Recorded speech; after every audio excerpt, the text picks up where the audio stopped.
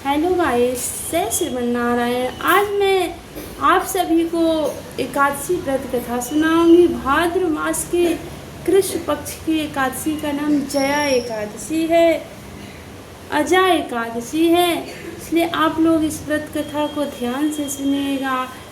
जय श्रीमन नारायण। प्रेम से बोलो राधे कृष्ण भगवान की जय, विष्णु भगवान की जय। कुंती पुत्र युधिष्ठिर कहने लगे कि हे जनार्दन, अब आप मुझे भाद्र मास के कृष्ण पक्ष की एकादशी के बारे में बताइए। उस एकादशी का क्या नाम है तथा इसकी विधि और महात्म क्या है। भगवान श्री कृष्ण बोले, हे राजन, सब प्रकार के पापों को नष्ट करने वाला इस एकादशी का नाम अजा एकादशी है। इसका व्रत करने से मनुष्य सब पापों से मुक्त हो जाता है। जो मनुष्य इस दिन भगवान हरि केश का पूजन करता है उसको निश्चय ही वैकुंठ की प्राप्ति होती है। इस संबंध में मैं एक कथा सुनाता हूँ, आप ध्यान पूर्वक सुने। प्राचीन काल में हरिश्चंद्र नाम का एक अत्यंत प्रतापी वीर सत्यवादी चक्रवर्ती राजा राज्य करता था। उसने किसी अज्ञात कर्म तथा प्रतिज्ञावश अपना सारा राज्य और धन त्याग दिया, साथ ही अपने स्त्री पुत्र तथा स्वयं को भी बेच दिया।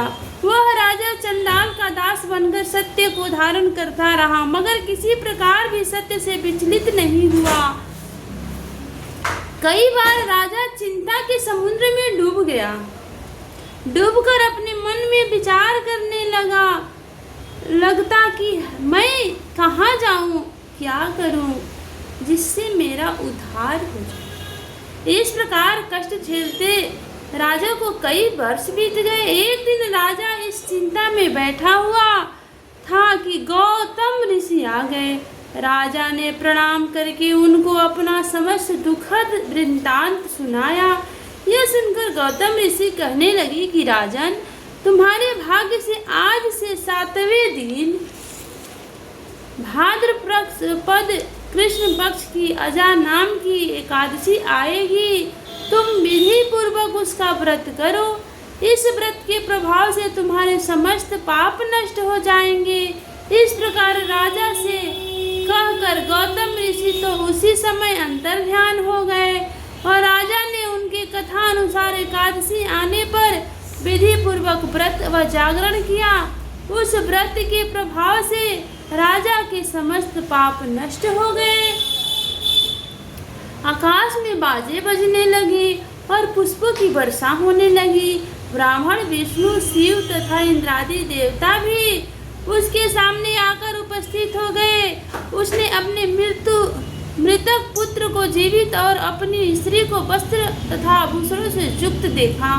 उसे व्रत के प्रभाव से पुनः राज्य मिला और अंत में सब परिवार स्वर्ग को गया। हे राजन, यह सब अजा एकादशी के प्रभाव से ही हुआ। अतः जो मनुष्य विधि पूर्वक इस व्रत को करते हुए रात्रि जागरण करते हैं, उनके समस्त पाप नष्ट होकर अंत समय में स्वर्ग लोक की प्राप्ति होती है। इस एकादशी की कथा के स्मरण मात्र से ही अश्वमेध यज्ञ का फल मिलता है। प्रेम से बोलो श्री राधे कृष्ण भगवान की जय, लक्ष्मी नारायण भगवान की जय। जय श्री सीताराम, जय श्री राधे।